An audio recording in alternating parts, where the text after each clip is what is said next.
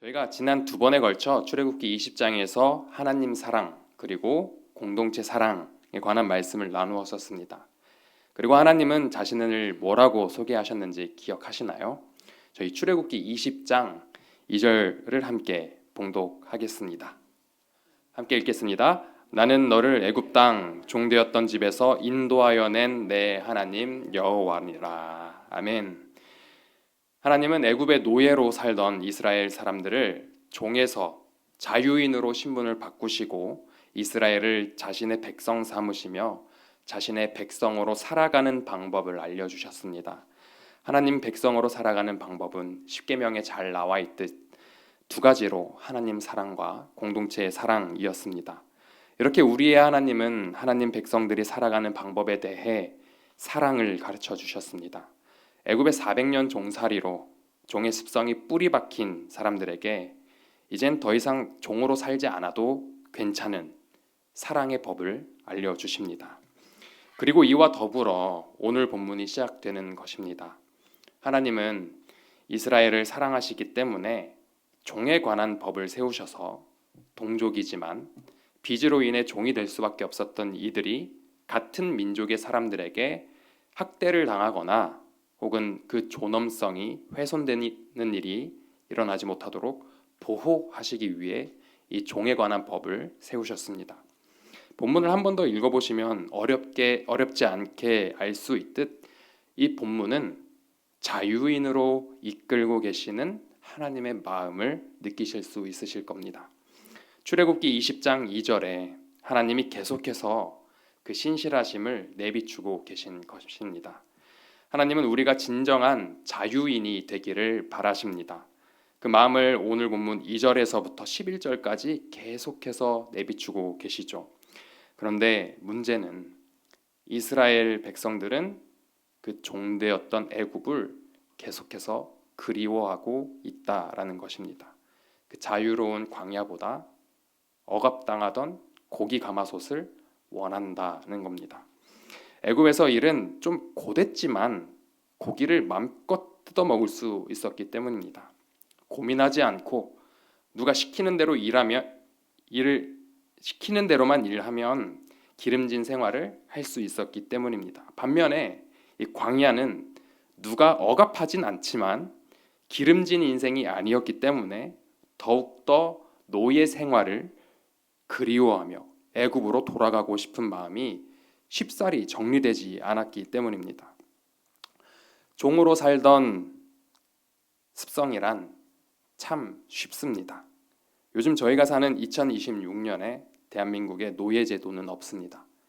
그러나 이때의 이스라엘 사람들이 그리워했던 가마솥이 요즘 대부분의 직장인들의 마인드와 비슷합니다. 고된 일을 하지만 보상만 제대로 주어진다면 종으로 살아도 마다하지 않는 모습입니다. 내가 학대를 당했거나 존엄성을 잃어도 고기만 먹을 수 있다면 괜찮은 것입니다. 그러한 사회에 너무 익숙해져서 모세가 그런 사람들을 지켜주기 위해 애굽인들을 죽이는 일이 일어났을 때 사람들은 오히려 모세를 변호하지 않고 모세를 몰아세웠었죠. 종으로 살던 습성이 이렇게 쉽고 무서운 것입니다. 선택으로 영원한 종의 사슬을 끊으시고 그러나 하나님은 이스라엘 백성이 종이 아니라 진정한 자유인이 되기를 원하셨습니다. 오늘 본문 2절에 하나님은 어떤 사람이 빚 때문에 누군가의 종이 되면 그 액수를 막론하고 6년을 일했다면 7년째는 자유인이 되게 하라고 법령을 세우십니다. 이번엔 여자가 종이 되었을 경우를 함께 보면은요 7절부터 11절까지가 여종에 관해 세워진 종에 관한 법입니다. 여기선 여자를 종으로 삼는 두 가지 경우가 있습니다. 둘 모두 아내를 삼는, 즉 첩으로 삼는 경우인데요. 먼저 출애굽기 21장 7절에서 8절을 보시게 되면 첫 번째는 8절에 상전이 자신의 첩으로 삼기 위해 여종으로 산 경우인데 첩으로 맞이했으나 이 여인이 자기가 맞지 않는 겁니다. 그러면 돈을 더 얹어서 이 여인을 다시 자기의 아버지에게로 돌려보내는 법을 명시하고 있습니다. 두 번째는 9절에서 상전이 자기의 아들에게 아내로 주려고 산 경우입니다. 이때 이 여종을 어떻게 대해야 하냐면 잘 나와 있듯이 두 번째 줄 끝에 딸처럼 대접하라고 합니다. 독특하죠. 종으로 샀는데 종처럼 대하지 말라는 것입니다. 그러나 이런 부분들이 세상의 법과 하나님 나라의 법이 다른 부분임을 알 수 있습니다. 다시 말해서 하나님은 종들을 보호하시기 위해 이 법규를 세우신 것입니다. 이에 대해서 좀 더 자세하게 말해주고 있는 성경이 있습니다. 레위기인데요. 레위기에서 이와 같이 말하고 있습니다. 저희 함께 봉독하겠습니다. 너희 곁에 사는 동족 가운데서 누군가가 가난하게 되어서 너희에게 종으로 팔려왔어도 너희는 그를 종 부리듯 해서는 안 된다. 너희는 그를 품꾼이나 임시 거주자처럼 너희의 곁에서 살도록 하여야 한다. 너희는 희년이 될 때까지만 그에게 일을 시키다가 희년이 되면 그가 자식들과 함께 너희를 떠나 자기 가족이 있는 조상에게서 받은 유산의 땅으로 돌아가도록 하여야 한다. 아멘. 하나님은 자신의 백성들이 애굽에서처럼 서로 종을 삼고 또 종이 되는 것을 원치 않아 하셨습니다. 하나님은 자신의 백성들이 애굽에서 살 때와 구별되게 하나님의 백성으로서 서로 사랑하며 살기를 원하셨습니다. 이 사람의 존엄성이란 하나님의 형상에서 나온 것이기에 이 존엄성은 성삼위 하나님, 즉 성부, 성자, 성령 이 세 분께서 서로 완벽하게 사랑하시며 그 관계 안에서 완전한 만족과 완전한 기쁨을 누리듯 우리도 그 형상을 회복하기를 원하시며 하나님께서 선택으로 영원한 종의 사슬을 끊으시고 건지시긴 뜻을 알기를 원하셨습니다. 그래서 어쩔 수 없이 빚을 질 수밖에 없던 이스라엘 동족이 빚을 갚지 못해 종이 된 상황에서 상전이 빚진 자를 소유할 수 없게끔 법규를 세우고 계신 것입니다. 저희 출애굽기 21장 10절에서 11절을 보시면 다시 돌아와서 이제 자기 아들에게 첩으로 여종을 주었던 경우를 다시 보시면 이 경우에서 이 첩으로 아내를 삼도록 아들에게 주었는데 이 아들이 또 다른 첩을 데리고 온 것입니다. 그러면 먼저 있던 이 첩에게 무슨 일이 벌어질까요? 먼저 있던 여종에게 이 상전의 아들의 사랑과 관심이 점점점 줄어들 것입니다.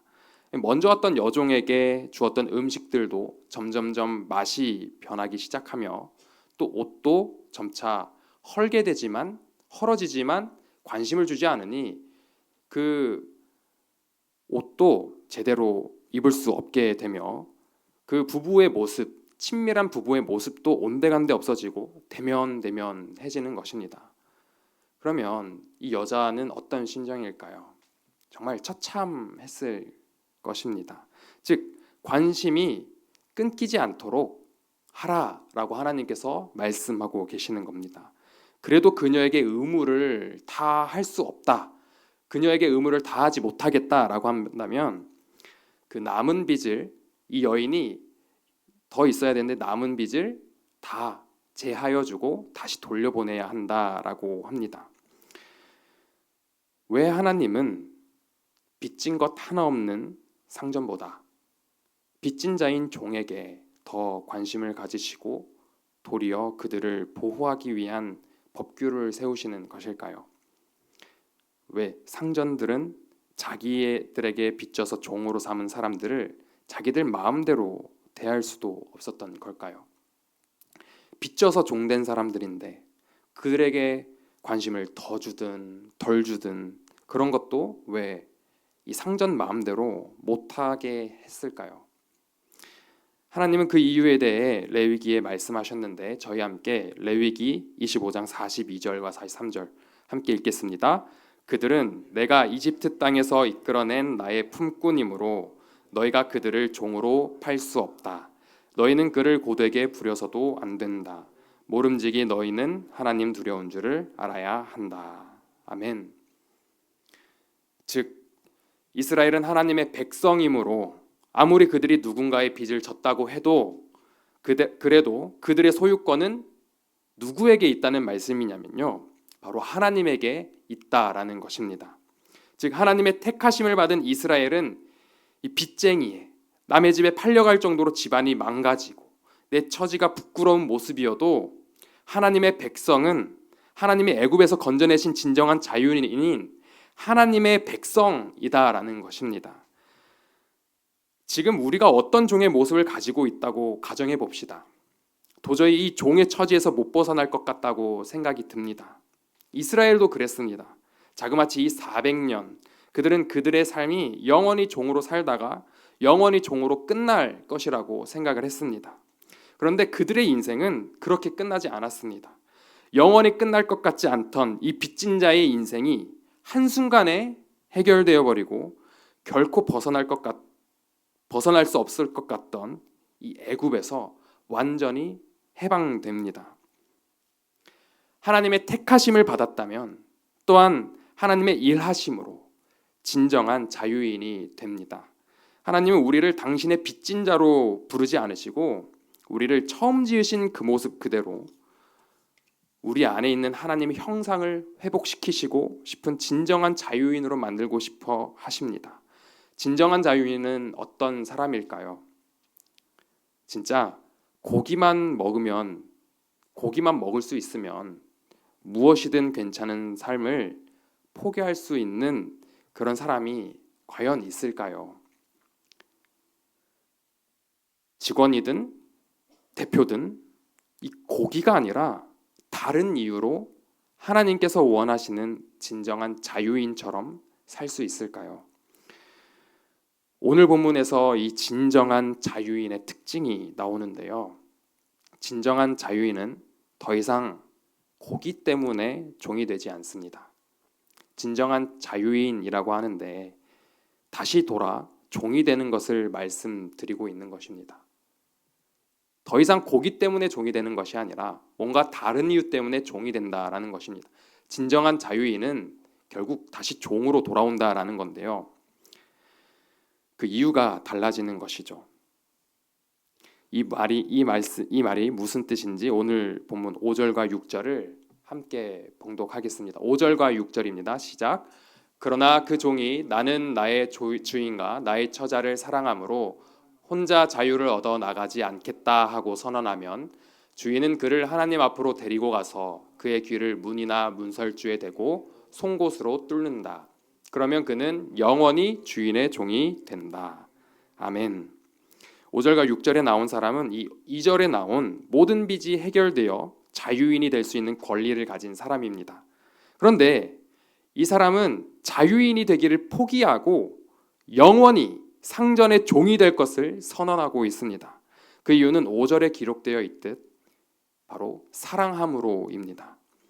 진정한 자유인이 되어 또다시 종의 자리로 돌아가되 이번엔 6년이 아니라 영원히 종이 될 수 있는데 기꺼이 종이 되겠다라고 합니다. 그리고 그 이유를 주인과 거기서 만난 아내와 그리고 그 자녀를 사랑하기 때문에라고 합니다. 여기서 놀라운 것은 아내와 자녀만을 사랑해서라고 하지 않고 맨 앞에 주인을 언급하고 있다는 것입니다. 여기서 진정한 자유인이 취한 영원한 종의 자리는 결국 편협한 사랑 때문이 아니라 모든 관계의 회복을 위한 사랑을 선택했다라는 것입니다. 앞서 이 빚 때문에 종이 되었으나 그 모든 빚을 탕감받고 자유인이 되어 이제는 사랑하기 때문에 영원한 종이 되기를 기꺼이 선택하겠다라고 말하고 있는 것입니다. 어느 누가 이 사랑을 위해 그리고 사랑 때문에 영원한 종이 되려 할까요? 바로 이분이죠. 저희 출애굽기 20장 2절을 한 번 더 읽겠습니다. 시작. 나는 너를 애굽 땅 종되었던 집에서 인도하여 낸 내 하나님 여호와니라. 아멘. 하나님이십니다. 하나님께서 그렇게 하셨습니다. 저희 빌립보서 2장 6절에서 8절 함께 봉독하겠습니다. 그는 근본 하나님의 본체시나 하나님과 동등됨을 취할 것으로 여기지 아니하시고 오히려 자기를 비워 종의 형체를 가지사 사람들과 같이 되셨고 사람의 모양으로 나타나사 자기를 낮추시고 죽기까지 복종하셨으니 곧 십자가에 죽으심이라. 아멘. 우리는 지금 어느 자리에 서 있습니까? 빚을 지워 상전이 되려 합니까? 그리고 상전이 되어 하나님의 가르침보다 세상과 다르지 않은 모습을 살고 계십니까? 아니면 사랑하기 때문에 종의 형체를 가지셨던 예수님처럼 사랑 때문에 영원한 종의 자리를 택하여 십자가를 지고 계십니까? 우리는 한 가지 잊지 말아야 할 것이 있습니다. 종이 자유인이 될 때 빚이 자동으로 사라진 것이 아니라는 것입니다. 다시 말씀드립니다. 이 종이 자유인으로 될 때 그가 가지고 있던 이 빚이 자동으로 없었던 것이 되었다라는 것이 아닙니다. 이스라엘은 이 애굽에서 나올 때 결정적으로 그들이 종의 자리를 벗어날 수 있었던 이유는 그 유월절 어린 양의 피를 문설주와 임방에 발랐기 때문입니다. 성도님들은 이 피가 어떤 존재입니까? 어떤 의미로 와닿고 있으십니까? 피, 그냥 빨간색 뭔가 생명체가 다치면 흘리는 피 단순하게 생각하고 계십니까? 아니면 정말 그리스도의 이 유월절 어린 양의 피가 우리의 죄를 대속했다고 완전히 받아들이고 계십니까? 어린 양의 피가 그들의 모든 빚을 탕감해 주었습니다. 하나님은 애굽의 종으로 살던 이스라엘의 모든 빚을 속량해 주시고 이스라엘을 건지신 것입니다. 그리고 이젠 하나님의 백성으로 새롭게 살아가라며 애굽에서의 삶의 방식이 아니라 하나님 나라 백성의 삶의 방식을 가르쳐주고 계신 것입니다. 바로 이 시내산에서 주신 하나님 사랑과 공동체 사랑, 결국엔 이 사랑의 법을 가르쳐주고 계신 것입니다. 하나님 나라에서 사는 법은 어렵습니다. 우리는 사랑을 모르기 때문에 이 사랑하라고 가르쳐주신 이 계명이 뭔지 몰라서 어렵습니다. 그래서 우리는 사랑을 배워야 합니다. 그 사랑은 유일하게 온전한 종의 형체를 취하셨던 예수님께 배울 수 있습니다. 유월절 어린 양의 피, 그것은 예수님의 피를 예표합니다. 우리는 무엇으로 진정한 자유인이 되었습니까? 우리는 이 종의 자리를 결단해야 합니다. 무엇을 위해 종이 되시겠습니까? 이전처럼 고기를 위해 종의 자리를 결단하시겠습니까? 아니면 이제는 하나님의 그 대속하심을 알고 하나님의 그 사랑을 깨닫고 예수 그리스도의 보혈의 능력을 힘입어 사랑으로 그 종의 자리를 결단하시겠습니까? 저희 함께 요한일서 4장 19절, 저희가 감히 사랑함으로 종의 자리를 결단할 수 있는 이 원인, 유일한 원인, 함께 요한일서 4장 19절을 봉독하겠습니다. 우리가 사랑하는 것은 하나님이 우리를 먼저 사랑하셨기 때문입니다. 아멘. 말씀을 맺겠습니다. 우리 모두 우리를 자유케 하신 하나님의 사랑을 깨달은 진정한 자유인이 되어 사랑 때문에 종의 자리를 결단할 수 있기를 간절히 소망합니다.